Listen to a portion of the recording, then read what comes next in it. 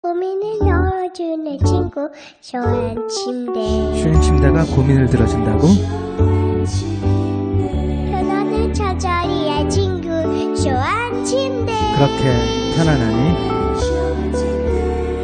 머리부터 발끝까지 너무나 포근한 느낌. 오늘부터 내 친구 쇼한 침대. 어디에 있다고? 딴지마켓에 있네.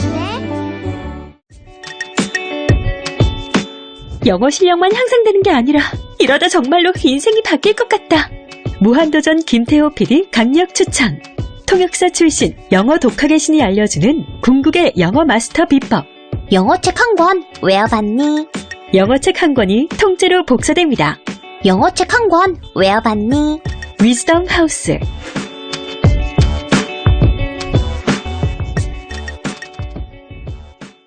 엄마, 나 가게 안 하고 싶은데. 너 가게 해봤니? 너 음식 만들어봤니? 인테리어는? 집기는? 일할 사람은? 운영은? 가게 자리는? 세금은? 너 돈이 있니? 나는 요술램프 몬스터 셰프다. 네가 원하는 모든 것을 들어주마. 맛집의 맛을 똑같이 만들어주실 수 있어요? 맛뿐만 아니라 돈과 청음의 모든 비법을 알려주겠노라. 야하! 이젠 걱정 고민 끝! 네이버 검색창에 몬스터 셰프라고 쳐주세요. 상담 문의 02-4558-8838. 몬스터 셰프. 야, 이 부장! 네가 부장이면 땅이야? 뭐? 저 인간 저건 쟤 오늘도 술술 풀리고 안 먹고 회수 갔냐? 내일도 신체 상태로 출근하겠구만. 아이고. 고려 생활건강 술술 풀리고 음주전 한 포가 당신을 지켜드립니다. 특허받은 천연 유래 성분 숙취 해소제 술술 풀리고를 은하계 최저가로 딴지마켓에서 만나보세요.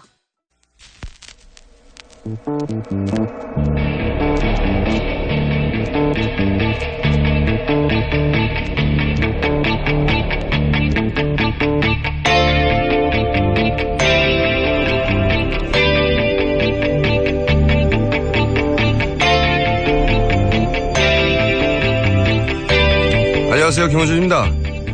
유일호 경제부총리가 어제 경제관계 장관회의에서 최근 중국의 경제보복 조치에 대해 사드 때문이야 말할 수 없다고 했습니다. 중국 정부가 사드 때문에 경제보복을 하는 거라고 명시적으로 밝힌 것이 없기 때문에 사드 때문이라 단정할 수 없다는 겁니다. 바본가요? 한편으론 그렇게 말할 수밖에 없기도 했겠다 싶습니다. 무슨 대책이 있어야죠. 정부가 그동안 해왔던 말들은 한마디로 설마 중국이 보복을 하겠어? 이게 전부였죠. 그러니 보복에 대한 대응 시나리오도 없고 그렇게 아무 준비도 없었으니까 상황이 발생해도 할 수 있는 거라고는 그게 사드 때문이 아니라고 혼자 우기는 것밖에 없었던 거죠.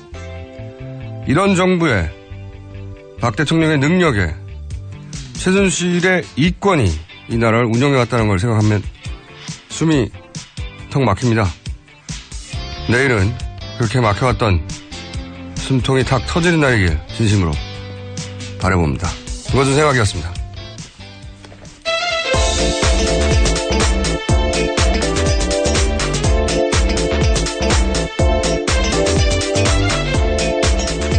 시사인의 김은지입니다. 네. 어제 이어 사드 얘기를 잠깐만 하면 저희가 몇 달 동안 탄핵 얘기만 했기 때문에. 네, 최순실 씨 이야기요. 중국 경제보복에 대해서 이제 정부 반응이 경제부총리가 그거 사드 때문이라고 할 수 없다고 말할 줄 누가 상상이나 했겠습니까? 저는 이것은 호연직이다, 거의. 모두가 예스라고 할 때 혼자 노라고 하는 호방한 기상. 이런 말을 할 줄 몰랐어요. 이렇게 진짜로 말했단 말이죠. 그렇게 단정할 수가 없다. 저는 정부와 영무가 마땅하다고 생각하는 게 이 사드 관련해서 그동안 안 한다고 하다가, 안 할 거라고 중국이 하다가. 무역보복을 하지 않는다고요. 실제로 이제 보복이 막 들어오고 롯데 같은 경우는 이제 20개가 넘었잖아요. 영업정지가. 예, 중국에서요. 예. 처음엔 서너 개로 시작하더니 20개가 넘었어요. 근데 그래서 정부가 제일 먼저 얘기했던 대응이 뭐냐면 WTO 제소예요. 네. 예. 세계무역기구. 이게 거짓말이거든요. 거짓말. 어떤 의미의 거짓말이냐면 어제 헌재가 인용하면 국제사법재판소로 가겠다고 했던 수준의 거짓말이에요. 그게 국제사법재판소는 국가 간 분쟁 다루는 데라서 헌재 판결하고 아무 상관이 없다고 받아주지 않는다고 했잖아요. WTO는 이 군사 안보 문제는 예외로 한다고 하고 있어요. 모든 경제조약이 그래요, 원래. 그러니까 WTO로 이 사드 문제를 풀 수 없는 겁니다. 원천적으로. 그러니까 중국이 내린 조치, 자체적으로 내린 조치잖아요. 그게, 우리 안보 때문에 그랬다고 하면 그걸로 끝이에요. 그 FTA도 마찬가지로 경제조약들이 기본적으로 다 똑같아요. 이런 경제조약들은, 돈 문제잖아요. 돈 문제 이전에 이건 우리나라 군사 안보의 문제야. 그럼 예외 조항이에요, 다. 말이 안 되는 거고요. 게다가 중국이 롯데 영업 정지시킨 게 다 자기들 국내법 기준이잖아요. 뭐 소방법. 화재, 그런 것들이죠. 이건 모든 나라가 마찬가지지만 그런 걸 엄격하게 적용하면 사실 우리나라에도 걸릴 업체들 많습니다. 다른 나라 다 마찬가지거든요. 그렇게 한 거예요. 그러니까 자기 나라 법을 엄격하게 적용한 거란 말이죠. 이걸 어떻게 WTO로 풀어요. 그것도 그렇고 만약에 100번 양보해서 WTO가 그래 이건 무역보복 부당한 거 맞다고 결정을 내렸다고 쳐요. 그럼 할 수 있는 게 무역 장벽을 높이는 거거든요. 뭐 보복 관세를 매긴다든가. 그러면 관세가 좀 높아지면 우리가 중국 의존도가 훨씬 높은데 중국이 가만히 있을 리도 없고. 그리고 관세 좀 높다고 해서 그러면 사드 배치하세요. 이러나요 중국이? 말도 안 되는 소리죠. WTO는 여기서는 해법이 전혀 아닌 걸 모를 리가 없죠. 통상 전문가들이. 네. 근데 이제 국제사법재판소 이렇게 하면 그럴듯하지 않습니까? 마찬가지예요. WTO 제소 뭐 대단한 거 있을 것 같잖아요. 안 돼요 이걸로 사드 문제는. 근데 모르고 하는 게 아니라 아무 대응도 안 하면 무능하다고 하니까 말하는 거예요. 그런 의미에서 거짓말인 거예요 이게. 뭐 정부 입장에선 딱히 내놓을 카드가 없기 때문으로 보이는데요. 작년부터 이러한 것들 내부적으로 검토했던 거에 대해서 저희도 한번 보도한 바가 있습니다. 할 수 있는 게 없는 겁니다. 예. 실제로. 할 수 있는 게 없는데 할 수 있는 게 없다고 말할 수가 없으니까 대충 말해도 일반인들이 잘 모를 거 들이대는 거죠. 국제사법재판소처럼. WTO처럼. 사실 무역보복 할 거라고 알고 있었지만 없다고 공개적으로 계속 이야기하는 거예요. 그러니까요. 예. 예. 다 거짓말이에요. 예. 이렇게 하면 안 되는 겁니다. 자, 이야기는 근데 다음 주부터 하기로 하고요. 네. 다음 주부터 하기로 하고, 자, 이제 탄핵 이야기로 다시 돌아가 볼까요? 예. 뉴스 전해 주십시오. 네, 내일 오전 11시 결정 납니다. 헌법재판소가 탄핵 심판 선고하기로 했거든요. 92일 만에 결론이 나오는 거죠. 네, 날짜가 정해졌다는 거는 사실은 결론이 났다는 거죠. 네, 왜냐면은 결정문 써야 되거든요. 네, 계속 결정문을 쓰고 있고 당일날 아마 정말 몇 대 몇인지를 한다고는 하지만요. 대략은 나왔다고 봐야 될 것 같습니다. 그렇죠. 그런 결과가 안 나오면 날짜를 정할 수가 없는 거예요. 예, 못 받기도 쉽지 않죠. 그러니까 이제 이 8인을 알고 있는 겁니다, 이제. 얼마나 궁금해. 예. 이견이 있었나 봐요. 그죠? 예. 네, 계속 평의가 그렇게 진행되고 있죠. 어제는 시간이 길었다고 하는 거 보니까 평의 시간이. 그땐 아마 대략의 결론이 나온 게 아닐까. 어떻게 해석하십니까? 세상 아무도 모르는 일이란데요. 8분을 제외하고는. 바람을 섞어서 이야기해보자면 전원이 한 의견을 내주지 않을까 생각하고 있습니다. 사실 너무 중대한 사안이라 소수 의견이 그 내부에서 없을 수 없겠지만 만장일치를 내는 게 맞다고 저도 생각을 해요. 8대 0이거나 어느 쪽으로든. 어느 쪽으로든요? 아니, 그러니까 기각이든 인용이든 예. 결국은 그렇게 의견을 서로 모으려고 했을 것이다. 예. 예, 심지어 결정문에 각자 이름이 다 쓰여집니다. 어떤 네. 의견을 냈는지, 어떤 의견이 있는지. 그래서 보통은 헌법적 가치 때문에 소수 의견도 다 표기하고 이런 소수 의견도 이게 쓰였다고 말하는 건데 지금은 사실은 법률 문구가 문제가 아니잖아요.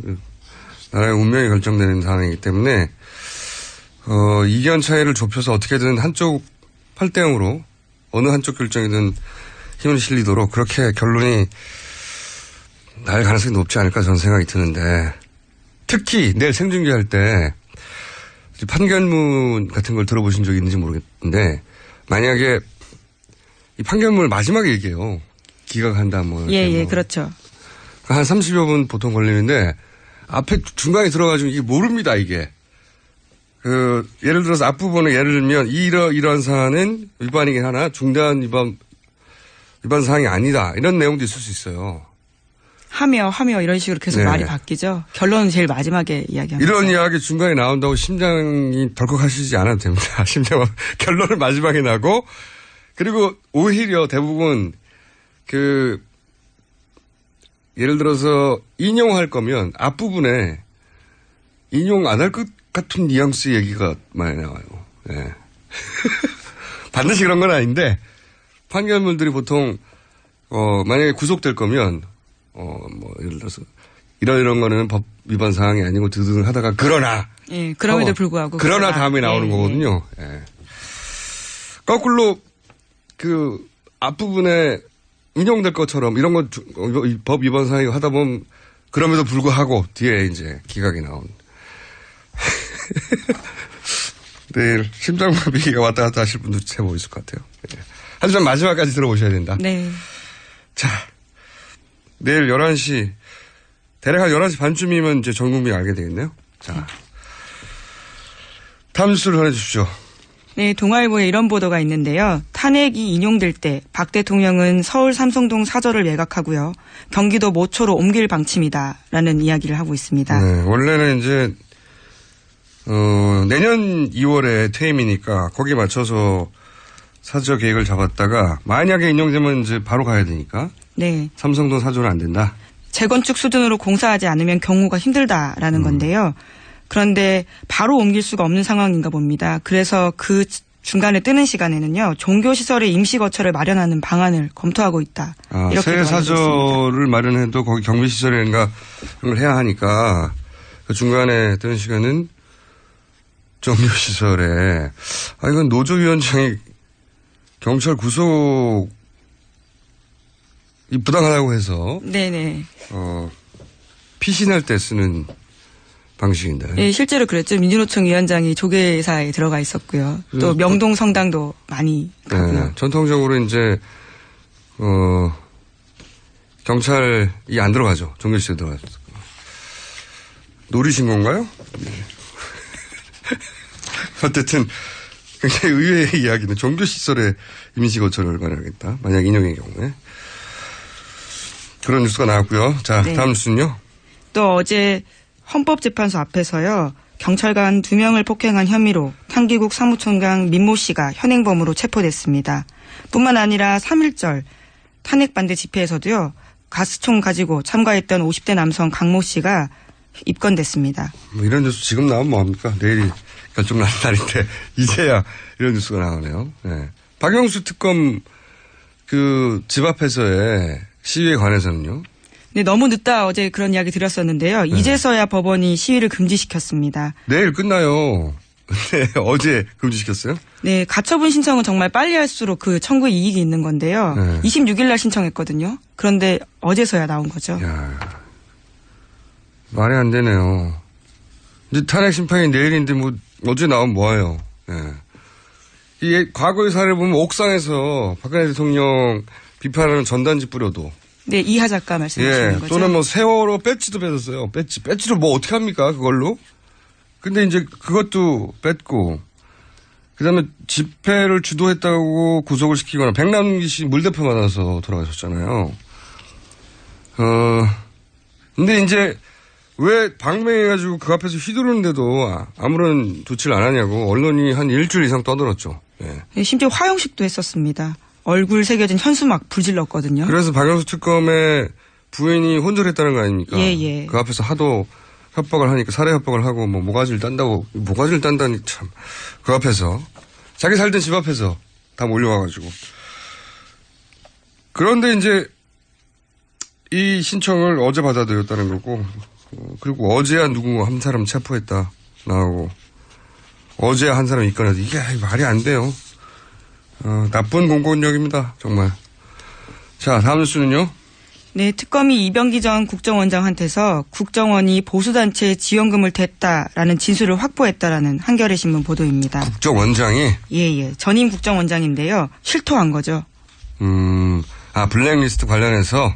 뭐 일종의 화이트리스트라고 볼 수 있을 것 같은데요. 보수단체에 지원금 됐다라고 하는 거니까요. 특검이 이제 이병기 전 국정원장, 전 비서실장이기도 하죠. 예, 그렇습니다. 국정원장 하다가 비서실장 가는 경우가 어디 있습니까? 말도 안 되는. 그러니까 국정 운영 방식이 그랬던 거예요. 네, 김기춘 실장 바로 다음에 비서실장을 했습니다. 김기춘 비서실장도 국정원의 전신. 그렇죠. 중정 출신이고, 그 다음 국정원 비서실장도 국정원장을 직전했던 사람.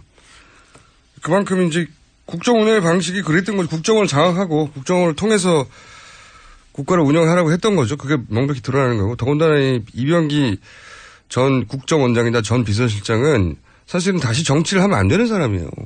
이분은 과거 이력이 화려해요. 총 쏴달라고 했던 총풍. 네, 1997년에 있었던 일이죠. 네, 그때 이분이 실무 책임자였거든요. 그런 일이 있었어요. 네, 북한에다 돈 주고 총 좀 쏴달라고. 네. 그래야 이해창 후보한테 유리하다고. 실제 그런 일이 있었고, 생각해보면 참 업처구니 없는데, 맨날 그때 당시 상대가 김대중 전 대통령 후보였지 않습니까? 97년이었으니까. 김대중 후보를 빨갱이라고 해놓고 자기들은 거래하고 있었던 거예요. 야. 그리고 그 이후에 또 그 다음 선거 때, 다음 선거 때 이해창 후보가 나왔던, 그때는 이분이 또 차떼기 아시는지 모르겠는데, 돈을 사과 박스에 넣어서 차 트렁크에 들고 간 게 아니라 트럭째로 그냥 차떼기로 했다라고. 예. 그랬던 사건에 두 사건 모두의 실무 책임자였어요. 예. 이러면 안 되는 거죠. 다시 등장하면. 근데 대통령의 비서실장으로 그리고 국가정보원장으로 복귀했던 이 정권 하에서 그분이 이제 특검에서 보수단체 국가정보원이 돈을 댔다. 국정원이. 예. 그러니까 국정원이 이런 걸 인정한 건 처음이에요. 네. 좀 더 구체적인 진술을 보시면요.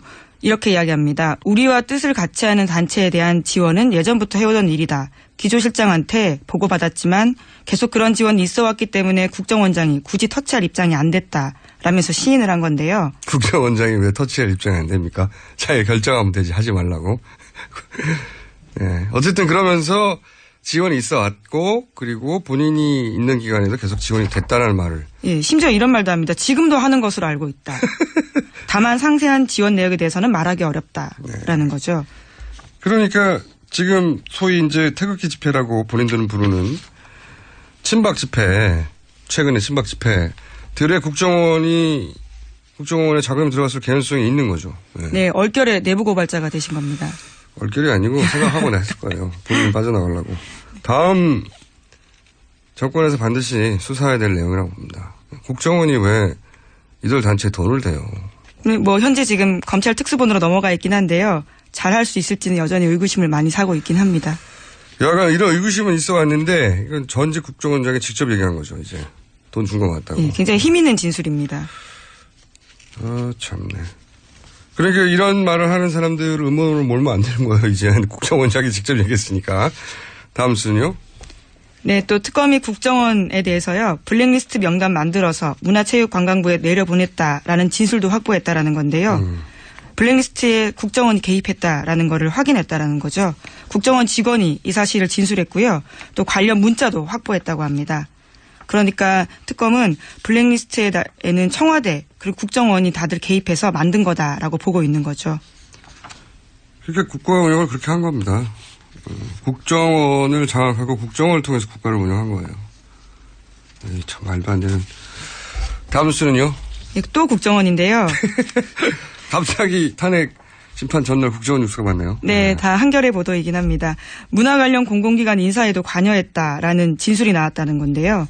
2년에 한 번씩 새로 뽑는 한국출판문화산업진흥원 이사 후보의 성향을 직접 조사했다라는 겁니다. 그 사람들 일일이 만나서요. 학생운동 전력 묻고 이번에는 이사되기 어렵다. 청와대에서 후보 2년 분명히 하라고 지시했다. 이런 이야기를 국정원 직원이 일반인 공공기관 인사에게 이야기를 한 거죠. 출판진흥원하고 학생운동하고 무슨 상관이 있다고. 일단 그렇게 앞으로 더 많이 드러나겠죠. 아마도 만약에 탄핵이 인용되고 다음 정권이 들었으면 더 많은 게 드러나겠죠. 나라 전체를 국정원 방식을 운영한 거예요. 예. 나라 전체를. 그러니까 비서실장으로 국정원장 하고 바로 왔죠. 예. 네, 바로 왔습니다. 그 당시 그래서 인사청문회 때도요. 굉장히 논란이 많았습니다. 말도 안 되는 거예요. 예. CIA 있다가 갑자기 대통령 비서실장 된다는 게 말이 돼요? 말도 안 되는 거거든요. 상상할 수도 없는 거예요. 근데 여기서는 그만 너무 자연스럽게 그렇게 해왔습니다. 자, 다음 수는요? 네, 특검이 최경희 전 총장이 최순실 씨를 총장 공간에 초대해서 저녁 대접을 하고 학교 구경을 시켜줬다라는 사실을 확인했다라는 TV조선 보도입니다. 지난 사이였네요. 네. 네, 계속 부인하고 있죠.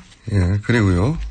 네, 게다가 최순실 씨가요, 지난해 4월에는 직접 유철균 교수, 우리한테 알려지기로는 이인아라는 필명이죠. 네. 그 교수 찾아가서 유라가 독일에서 인터넷이 안 되니까 강의와 과제를 면제해달라 이렇게 요구한 바도 있다고 합니다.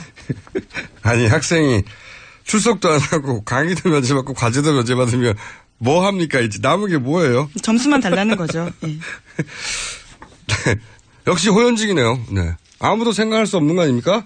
학생인데 출석은 또 안 하고 강의도 안 하고 과제도 안 하고. 네. 심지어 교수를 직접 찾아갔다라는 것도 놀랍고요. 뭐 네. 최순실 씨이긴 하지만. 호방한 기사인 예. 거죠. 네. 그리고 독일이 왜 인터넷이 안 돼요? 말이 되는 소리를 해야죠. 루안다 내전 때문에 안 된다 이런 것도 아니고 독일이 인터넷이 안 돼서 호방합니다. 네. 그런데 그렇게 해줬다는 거 아닙니까? 실제로. 그렇죠. 단 한 번도 출석하지 않고 1년 넘게 재학했습니다. 제목 하나 정도 더 읽을 수 있습니다. 네, 특검이 최태민 씨 일가 부정축제 관련해서요. 이번에 확인한 재산만 2,730억 원이라고 하는데요. 특검은 시간이 부족해서 모두 다 확인하지 못했고 검찰로 일을 넘겼습니다. 저도 이번 수사 결과 중에 가장 아쉬운 대목인데 그 최태민 씨의 친아들이자 최순실의 이복 오빠 최재석 씨도 그리고 어제 저희 출연했었는데 이제 최태민 씨 부인 임선희 씨의 친아들 여기에 좀 가게도 복잡하잖아요.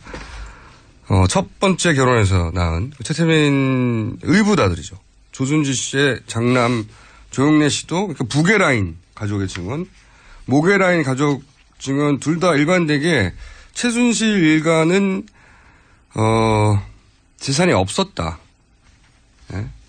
재산이 없었고 박정희 뭉칫돈이 1차로 최태민에게 넘어갔고 그리고 최태민 사망과 함께 그 돈들이 다시 최순실에게 넘어갔고 네. 그 이전에는 전혀 재산이 없었고 이 재산은 그러니까 첫 출발이 박정희의 뭉칫돈이었던 겁니다. 근데 이 돈은 박정희 전 대통령의 공과하고는 별개로 그 돈은 자기 돈이 아니거든요. 네. 그렇죠. 그 돈은 자기가 일을 해서 번 돈이 아니에요. 네. 뭐 지금 따지면 뭐 1,000억 단위, 2,000억 단위 된다는 돈은 그 돈은 개인 돈이 아니기 때문에 그리고 그 돈에서 이 모든 게 출발한 거잖아요.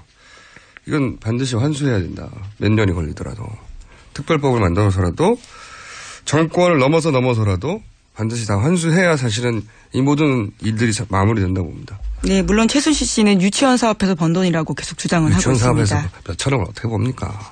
말이 안 되는 소리죠. 자, 오늘 여기까지 하겠습니다. 시사인의 김은지였습니다. 감사합니다. 여성 여러분, 골반이 삐딱하면 허리가 아파요. 아랫배가 나와요. 골반이 바로서야 건강도 아름다움도 바로섭니다. 바디로직을 입으세요. 토크밴드의 입체적인 탄력이 틀어진 골반을 바로잡습니다. 간편하고 확실한 골반 교정 타이즈 바디로직. 삐딱한 남성 골반에도 역시 바디로직. 바디로직의 효과를 못 느끼셨다면 100% 환불해드립니다. 자세한 환불 조건은 홈페이지를 참조하세요.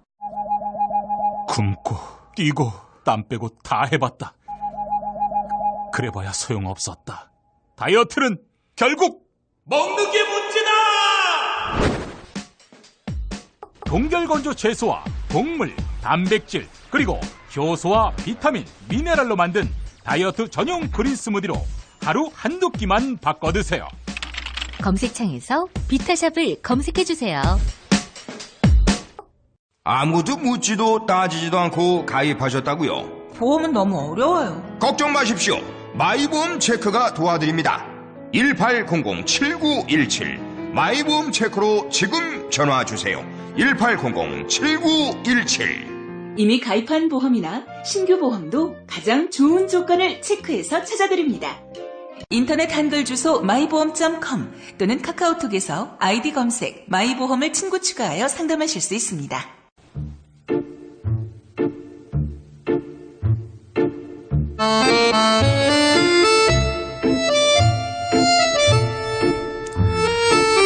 바른정당의 김성태 사무총장님 나오셨습니다. 안녕하십니까? 예, 안녕하세요. 김성태입니다. 더불어민주당의 안민석 의원 나오셨습니다. 네, 최순실 재산 추적자 안민석입니다. 추적자. 꼭 앞에 이렇게 소개를 붙이시는데 사실은 그런 타이틀을 붙일만 합니다. 최근까지 독일에서 누구도 하지 않는 독일 내 최순실 자금을 추적하다 오셨죠? 특히 이번에는 독일 교포들하고 최순실 독일 재산 찾는 모임을 결성을 했어요. 결성하자마자 다음 날에 네. 굉장히 중요한 제보가 들어왔는데요. 아, 그래요? 네. 홍세표 씨라고 했습니다. 박정희의 처조카 그리고 박근혜의 이종 사촌. 네. 그러니까 이제 유경수 여사 언니 유긴수의 장남이 홍세표인데요. 네네. 이번에 외환은행 프랑크푸르트 지점장으로 74년부터 있으면서 76년에 스위스 사무실을 외환은행이 개소했다. 그리고 홍세표 씨가 96년에. 네, 99년에 외환은행장으로 퇴임하던 그 즈음에 외환은행 스위스 사무실이 폐쇄가 됐다. 그 제보를 왔고요. 그래서 앞으로 지금 이 얘기를 하는 이유는 스위스 비자금 처리 프레이저 보고서에서 나왔었는데 그거 이제 무관하지 않다고 보고요. 네, 그다음에 이제 두 번째로는 그러니까 유경수 여사의 언니의 장남이 외환은행장으로 스위스에서 그 자금 프랑크푸르트에 있을 때는 프랑크푸르트 외환은행 지점장이었죠. 그래서 이제 74년에 갔었는데 그분이 아마 77년까지 있었던 것 같았는데 76년도에 근데 그 해가 박동선 게이트가 터진 그 시점하고 정확하게 스위스 외환은행 사무실 개설할 시점이 똑같다는 그것을 제보를 했고요. 그게 이제 사실이었습니다. 그다음에 제가 이번에 독일 가서 주요 인사들 있잖아요. 데이빗 윤의 아버님이라든지 포함해서 데이빗 윤은 최순실의 독일 집사. 네, 독일 집사로 의혹을 받은. 네. 네. 근데 아버지. 의혹이 아니라 100% 맞고요. 그래서 8, 90년대에 정윤회, 최순실 또 박근혜가 독일을 왔다 갔다 하던 시절에 독일의 그들의 그 활동과 생활을 보살폈던 그런 지금 다 어르신들이 70대 이상 분들인데요. 네. 그분들을 만났는데 그중에 한 분이 정윤회, 최순실의 결혼이 95년도가 아니라 92년이었다라는 아주 굉장히 중요한 그 증언을 해 주셨어요. 그러니까 그래서 그동안 이제 퍼즐들을 다시 다 맞춰야 되는 그런 상황이 생겼고. 안민석 의원께서 지금 하신 그 발언 내용이 유튜브에 지금 엄청난 조회수를 보이고 있어요. 그러니까 그 말은 그러니까 정유라의 출생 문제까지 연결되어지는 그런 상당히 중요한 발언이 될 수도 있는데. 제가 정유라의 출생에는. 그 근본적인 그렇게 발언한 취지는 뭐죠? 저는 정유라의 출생 비밀이 있다면 그거는 전혀 관심이 없고요. 정윤의 최순실이가 95년이 아닌 92년에 결혼을 했다는 게 달라지는 사실이라고 그러면은 네. 그때부터 독일의 그 페이퍼 컴퍼니를 만들기 시작했거든요. 그래서 92년에 나타난 유벨이라는 최초의 페이퍼 컴퍼니가 최순실 씨가 주도로 있는 네. 이 사람들이 페이퍼 컴퍼니입니다. 네. 최순실 정윤회와 함께 이름이 올라와 있죠. 네. 이 사람들이 결혼도 하지 않은 상태에서 어떻게 이렇게 같이 회사를 만들었을까. 그 관계가 의심스러웠는데 만약에 92년 겨울이라고 증언을 들었거든요. 그때가 결혼한 게 사실이라고 하면은 이것은 최순실 독일 은닉재산의 퍼즐을 맞추는데 새로운 조합들이 그러면 그 은닉재산을 독일의 페이퍼 컴퍼니 형태로 감추기 시작할 때 그 모든 작업들을 정윤회 씨와 같이 했다? 그렇죠. 재산을 함께 회사를 함께 만든다는 거는 그 관계가 남남 관계는 안 되지 않습니까? 이미 이제 95년에 부부였다는 거 92년에 부부였다는 거 틀리고요. 특히 92년 그 겨울 결혼식에 약 20여 명의 최순실 일가들 최태민, 임선희 포함한 아주 폐쇄적이고 아주 가족들만 참석한 결혼식이었는데 그렇다고 그러면 일반적으로 어제 그 조순재 씨의 아들 조용래의 해고록을 보면 나타났지만은 다 가족들이었지 않습니까? 그다음에 장시호 2006년 결혼식에 조카의 결혼식에도 커트칼 테러 당한 상태에서도 박근혜 의원이 그 결혼식까지 갔는데 최순실의 2012년 결혼식장에는 박근혜 92년 예, 박근혜 대통령이 당시는 야인이었지만은 예. 박근혜 대통령이 없었다라는 것이 이번의 정언인데 92년의 결혼 그리고 그 결혼식에 박근혜 대통령이 참석하지 않았다는 이런 것들은 전체적인 90년대 그들 관계에서 좀 새로운 퍼즐들을 만들어야 되는 그런 걸 암시하는 거죠. 그래서 말이에요. 이 부분이 지금 아주 중요한 부분인데 지금 안민석 의원의 저 발언과 저런 취지에 따라서 유튜브 지금 동영상상에는 정유라가 실질적으로 부모가 최순실의 딸이 아닌 것처럼 지금 현재 나오고 있는 사실 우리 안민석 의원님 알고 계시죠? 그런 주장을 하신 건 아닌데. 저는 그건 관심 없습니다. 네, 그런 주장을 하신 건 아닌데 그런 퍼즐들의 일부를 이제. 그래서 그런 부분을 의혹으로 의문으로 이렇게 계속 제기할 게 아니라 구체적 사실을 가지고 고발나가라는 언론이나 막 이런 방송을 통해서 그런 입장이 나온다면은 지금 가짜 뉴스 시대에 얼마나 국민들이 지금 피해를 당하고 아니 있습니까? 공장장 정유라가 최순실 딸 아닙니까? 그렇게 알려져 있고 저는 알려진 것 이상은 저는 없어요. 모릅니다. 92년도에 그들이 결혼했다는 거를 이번에 독일 가서 확인한 사실을 국민들께 또 알려야 되니까 그것만 말씀드린 겁니다. 그 다음에 상상의 퍼즐은 또 똑똑한 정유라는 몇 년도 출생이죠? 정유라는 현재까지 알려지기로는 최순실 정윤회가 95년에 결혼했고 그 이듬해인 96년에 정윤회가 태어난 것으로 그렇게들 지금 알고 있고 실질적으로 정윤회는 지금 정유라는 96년생으로 지금 돼 있죠. 출생신고 그렇게 돼 있어요. 그 안민석이는 대체로 그 정유라의 출생 연도를 인정을 하지 않는 그런 측면이 많은데. 이 아침에 그거는 무슨 이유에서 그런 거죠? 남의 출생 가지고 이야기할 거 아니고요. 내일 그 탄핵 인용되느냐 마느냐 국민들 관심이 있는데 넘어가시죠. 근데 제가 말씀하신 것 중에 92년에 처음으로. 안민석 의원의 주특기가 딱 조기까지예요. 여기서 한 발만 더 나가면 고소고발이 우르르 쏟아집니다. 사무총장이 그게 다 읽혔습니까? 그렇습니다. 이제 여기서 이제 헌재 선고기일 지정에 따른 그런 내용을 가지고 이야기를 하면은 많은 청취자 입장에서는 얼마나 또 궁금합니까? 아니, 내일 인용은 8대 0으로 날 수밖에 없고 왜냐하면은 의원님 잠깐 넘어가기 전에 독일에 가신 이야기 중에 정유라가 그러면 최순실 딸 맞는 거죠? 내일 탄핵 인용 이야기를 해야죠.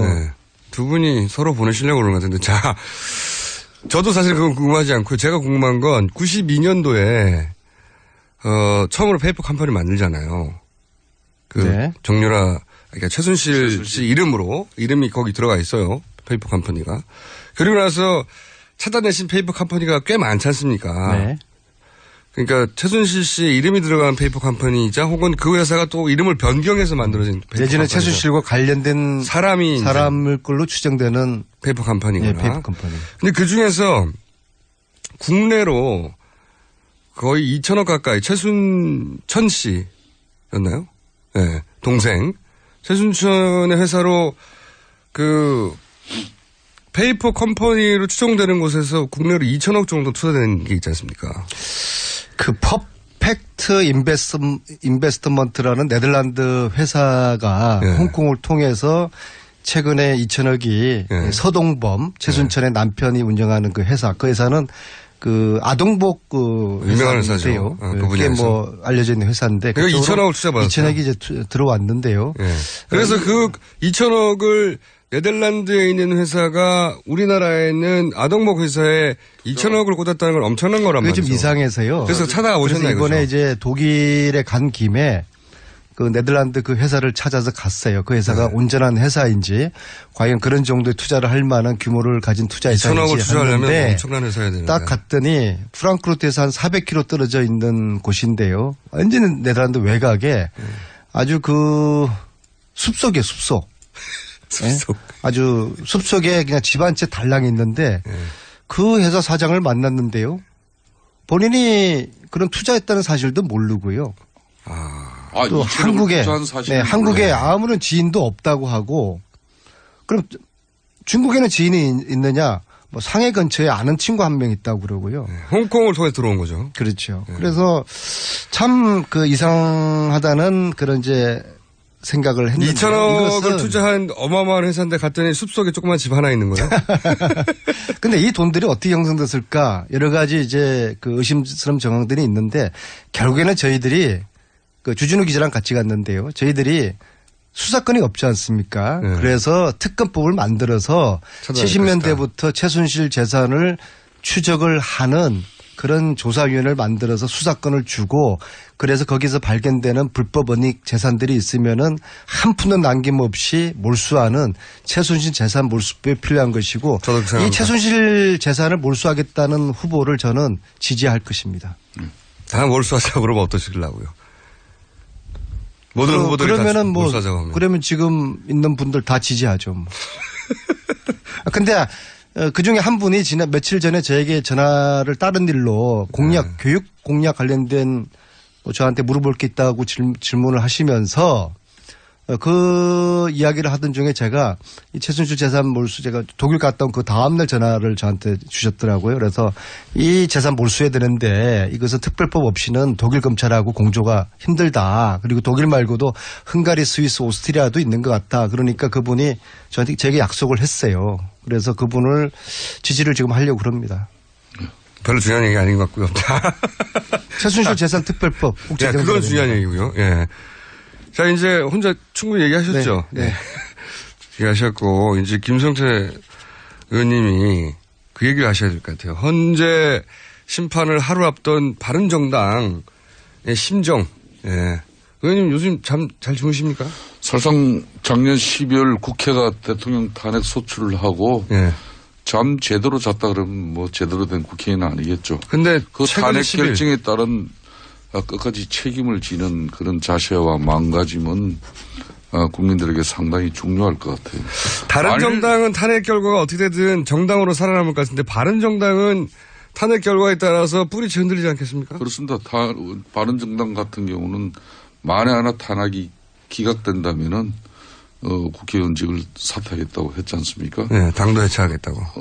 응분에 또 책임을 져야 되는 것이고 그런 측면에서 어떠한 경우라도 헌재의 결정은 존중되어져야 되는 것이고 그런 측면에서 헌재는 국민이 부여한 국가 권력을 가지고 박근혜 대통령이 과연 국가와 국민을 위해서만 그 권력을 썼는지 아니면 최순실 일가들을 위한 사익 편취를 위해서 대통령이 그 국가 권력을 일부 잘못 쓴 부분이 있는지 그것만 판단되어진다면은 이 문제는 상식선에서 다 끝날 일이죠. 표준 답변이고 실제 바른정당의 분위기는 어떻습니까? 불안에 떨고 있나요? 불안에 떨기보다는 지금 헌재 결정 이후에 뭐 시청 광장이 지금 현재 촛불과 태극기 뭐 대한민국이 사실상 두 동강 간 이 암담한 세상을 8대 이동광이라고 해주세요. 네. 이 암담한 세상을 치유하고 바로잡아 나가기 위해서는 이제는 정치 권력들이 특히 여의도가 이제 바로 조기 대선 전국으로 가지 않습니까? 대선으로 가기 때문에 더 이상 국민 분열 그리고 전국을 안정시키는데 바른정당은 모든 역할을 다 해요. 아니 그런 거 말고요. 뭐 이야기 듣고 싶어요. 아니 그런 거 말고 그러면 의원님으로 국한해서 의원님 요즘 잠 잘 주무세요? 요즘 저는 하루에 잠 서너 시간 이상 자본 역사가 없습니다. 왜 불안해서 일찍 계시는 겁니까? 일국의 대통령을 탄핵하는 문제를 가지고 국회에서 그러면은 책임지지 못할 탄핵을 뭐 시류에 따라서 우리가 결정한 것도 아니기 때문에 이거는 헌재 이 결정이 나기 전까지는 저는 제대로 밤잠을 이루는 사람이 비정상이라고 봅니다. 오늘 아침에 어제 이현 의원도 불안하다고 그러시던데. 사무총장님 얼굴을 보니까 뭔가 내일 탄핵 앞두고 겁에 질려 있는 그런 표정이신데 절대로 겁먹을 필요가 없어요. 내일 분명히 8대0 전원일치 결정이 될 겁니다. 왜냐하면은 우리가 지금 이게 촛불과 태극기 그런 대결로 보고 있는데 그것은 박근혜 대통령이 그런 프레임을 짠 것이고 실질적으로 이거는 정의와 불의의 대결이고 반칙과 상식의 원칙과 반칙의 대결이고 상식과 몰상식의 대결이고 그걸 또 못 외우셔가지고 그걸 읽으시면 어떡합니까? 헌법과 법률에 위반한 무능한 통치자를 내일 헌자가 심판하게 될 겁니다. 안민석님께서는 그냥 뭐 겁에 질리니 뭐 이런 표현은 그냥 겁먹지 마세요. 원고를 안 보고도 잘하는데. 네. 겁먹지 마세요. 별 어려운 문장도 아니구만. 정의와 불의, 원칙과 반칙, 상식과 몰상식. 이런 이야기를 하시죠. 왜 내일 8대0으로 하여튼 자유민주주의를 결정이 날 수호하고 법치주의를 존중하는 우리 바른정당은 어떤 경우에도 겁먹을 일도 없고 만에 하나 그렇다면은 거기에 따른 책임지면 되는 것이에요. 네, 그렇게 간단하니 왜 잠을 못 주무시고 계세요? 근데. 국회가 잘못되면 국회가 해산돼야 될 상황이 오는 거 아닙니까? 근데 거기에서 더불어민주당은 뭐 자유로워요? 저희들 겁먹지 않아요. 그러니까 이 탄핵 결정에 관한 부분 국회가 이 탄핵 소추 결정을 한 부분에 대해서는 어떤 행태로든지 책임을 져야죠. 그런 책임에서 저는 어느 누구도 자유로워질 이유가 없고 지금 그러면은 어떻게 됐든 그 시청광장의 도동강난 이런 8대2 동강이라고 해주세요. 8대2 동강. 8대2든 뭐 하여튼 이 도동강난 이 상처를 보고 밤잠을 제대로 이룰 수 있다는 것은 그건 정상이 아니죠. 정치인으로서. 어쨌든 이현 의원도 어제 갑자기 불안해졌다고 하시고 불안 하는 당연한 거죠. 그 그러니까 결과가 너무 큰. 선동과 폭력을 지금 획책하고 또 불복의 빌미를 만들기 위해서 많은 세력들이 지금 움직이고 있지 않습니까? 그런 세력들의 상식적이지 못한 그런 행동을 볼 때 문제는 헌재 결정 이후에 과연 대한민국 어떻게 해야 될 것인가 그걸 고민하는 거죠.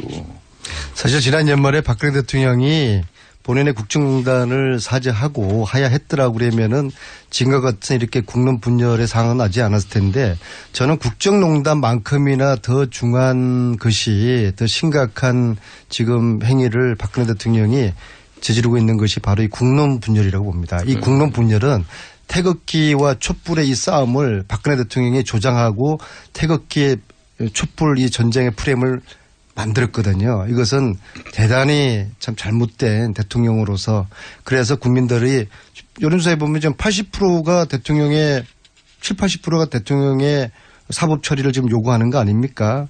그만큼 국민들의 이 분노에 더 불을 질러 놓음으로써 이 태극기와 촛불 이 싸움을 대통령이 부추겼다고 저는 보고 있습니다. 사실상 작년 12월 국회에서 국회의원 234명이 또 국민 여론 80%가 압도적인 대통령의 탄핵 입장을 가진 거 아니겠습니까? 여론조사가 아무리 지나가도 75% 이하로 안 내려가고 있습니다. 그렇죠. 네. 그런데 어제 자유한국당의 이런 국정농단 세력이 탄원서 제출 쇼를 했단 말이에요. 이거는 한마디로 자신들의 어떤 생명 연장의 어떤 꿈을 버리지 못했기 때문에 그런 행위가 나오는 거예요. 그 말은 대통령이 탄핵되더라도 자신들만큼은 살려줄 이 지지자들. 이 사람들은 뭔가 큰 혼돈을 갖고 있어요. 만약에 태극기 세력들은 오로지 자신들을 지켜줄 가장 큰 힘이다.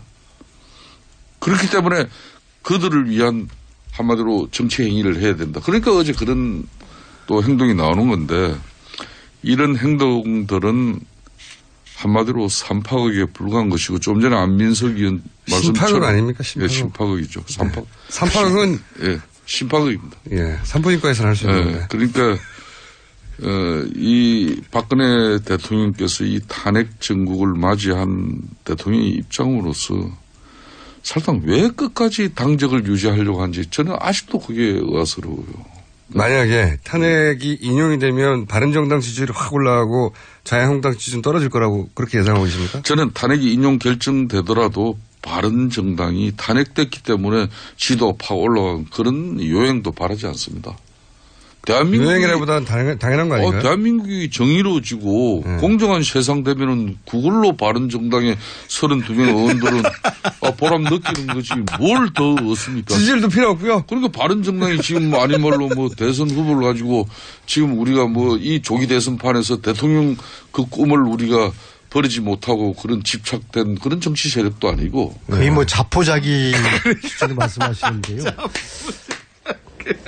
지지율이 너무 안 나오다 보니까 대통령을 포함한 국정농단 세력들이 네. 인용에 대한 그런 예측을 할 겁니다. 그럼에도 불구하고 그 결과를 수용하지 않음으로써 지지자들을 계속적으로 묶어두려고 하는 그런 의도를 가지고 네. 계속 지금 이런 헛소리들을 하고 있다고 저는 보고 있어요. 김성태 의원님 말씀을 들어보면 바른정당은 이번 대선을 사실상 거의 손 놨다고 이렇게. 손 놓기보다는 저는 그래요. 어떤 경우에든 보수 정치 세력들은 이번 조기 대선판에서 국민들에게 다시 보수 정권을 재창출해달라고 이렇게 호소하고 우리들이 요구하기에는 염치가 없다. 원죄가 있는 사람들입니다.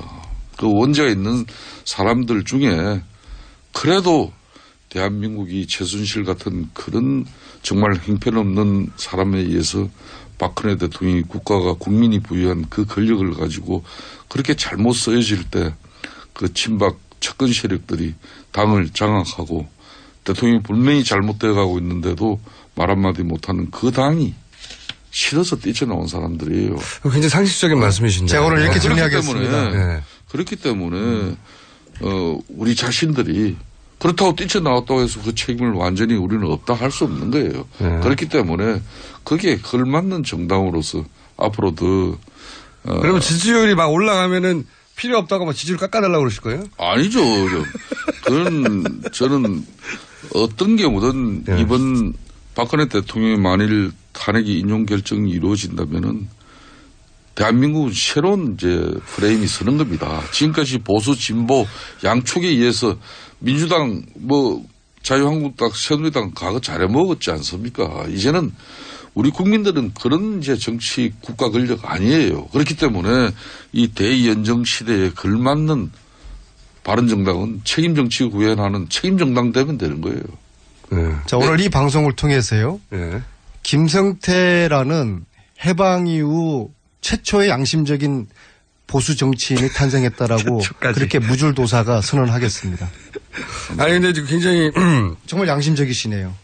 사실 오늘 이번 이 전국에서는 보수 세력이 다시 정권을 잡겠다는 거는 얌체 같은 짓이거든요. 염치가 없긴 해요. 네. 그런데 이제 그 방송 진행자가 뭐 염치가 없다 자꾸 그러면 됩니까? 아니 본인이 직접 말씀하셨으니까. 저는 했더라도 그래도 방송 진행. 그럼 박수만 칠게요. 공정한 방송을 해야죠. 저기 자성하고 성찰하면 국민들이 다시 또 기회를 주시거든요. 그렇죠. 그런 얘기를 듣고 박수 치지 않을 사람은 없습니다. 저는 좀 전에 안민석 의원님처럼 저 자비 들고 개인적으로 얼마나 힘듭니까? 독일 가가지고 몇 번씩 가면서 그러면서도 실체적 진실을 밝히고 두 번 다시 이런 정경 유착이라든지 국정농단이 국가 권력에 의해서 쓰여지지 않게끔 하는 대한민국 국회의원으로서 대단한 역할을 하는 거예요. 제가요 우리 지도부한테도 독일 간다고 보고를 드렸는데 유일하게 김성태 의원님께서 저에게 여비를 보태주셨어요. 얼마나 보태주셨어요? 눈물이 나올 정도더라고요. 액수는 중요한 게 아니라 그 마음이 중요한 것이죠. 아니 액수가 중요합니다. 액수의 마음이 크게 담겨요. 저희들도 나이 먹을 만큼 먹었어요. 애들처럼 이렇게 하지 마세요. 그동안 이 추측만 난무했던 최순실 일가의 숨겨진 재산 규모가 이제 정말 특검법에 의해서 다시 이런 부분은 밝혀져야 돼요. 시즌2가 시작되는 거예요. 박영수 특검은 그 부분은 손을 못 댔어요. 시간이 없어가지고. 대단히 아쉬운. 박영수 특검은 줄기 가지만 건드렸고 뿌리에 해당되는 이 사태 본질, 돈 시즌2를 시작을 해야 되는 것이죠. 그래서 최순실 재산몰수 특별법이 필요하고 그 특별법을 만들겠다는 후보를 저는 지지하겠다. 그렇게 말씀드립니다. 최순실 사태 이 두 분의 사이가 너무 좋아지셔가지고. 아니 이거는 진보 보수의 문제가 아니라 정의와 불의의 문제고 원칙과 반칙의 그런 문제니까 저희들이 이거는 뜻을 같이 하는 거죠. 어쨌든 사이가 좋아지셔가지고. 마음이 좀 그렇네요. 그것도 지난주 여비까지 주셔서 또 감사하게 다음 주 방송이 저는 참 기대됩니다. 왜냐하면은 탄핵이 인용되냐 기각되냐에 따라서 바른정당이 운명이 완전히 갈라질 것이기 때문에. 그렇습니다. 바른정당은 사실은 이 사건 때문에 생긴 당이거든요. 그렇습니다. 완전히. 이 사건의 결론에 따라서는 정당이 탄탄하게 자리를 잡고 아마도 자유한국당에서 탈당하는 분들이 막 올 수도 있고요. 저는 이제 마지막으로 이 방송에 드리고 싶어요. 마지막으로? 자유한국당에 아직도 30여 명의 네. 탄핵 찬성 의원들이 있어요. 어제도 그렇게 헌재에 탄원서까지 제출하는 60여 명의 그 의원들 속에서 그 사람들은 무슨 역할을 하기 위해서 거기 있느냐는 거예요. 네. 아니, 탄핵 결과를 기다리는 거죠. 탄핵 인용 결정이 이루어지면은 그분들도 정의로운 정치를 위해서 판단을 해 주셔야 됩니다. 예? 그리고 소멸되어질 정당은 우리 국민들의 이 뜻에 의해서 심판이 되어줘야죠. 자, 다음 주 목요일이 기다려집니다. 저도. 두 분이 어떤 얘기를 하실지. 오늘은 여기까지 하겠습니다. 바른정당의 김성태 사무총장, 더불어민주당의 안민석 의원이었습니다. 감사합니다. 예, 네, 감사합니다. 이렇게 정상적으로 끝내긴 처음이네요. 3부에서 뵙겠습니다.